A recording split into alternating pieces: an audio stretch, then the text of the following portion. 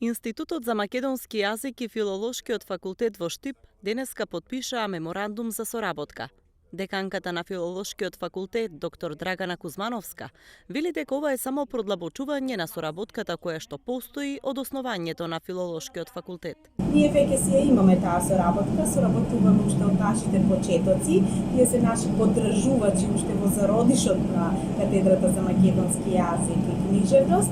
и затоа сакаме да им изразиме огромна благодарност и денес сме навистина почестени што тие во толков голем број дојдоа во нашите простории да го посетат нашиот универзитет, нашиот факултет, да ги посетат знаменитостите кои што ги има нашиот убав ветровит Штип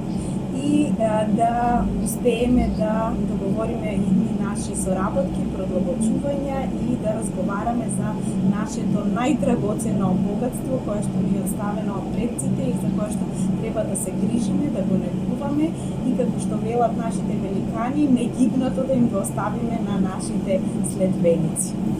Од институтот ја истакнаа потребата двете институции да се запознаени со својата работа и да се поддржуваат, затоа што тоа пред се е во интерес и на поквалитетно делување на полето на македонскиот јазик. Многу сме среќни и горди на ова подпишување за соработка.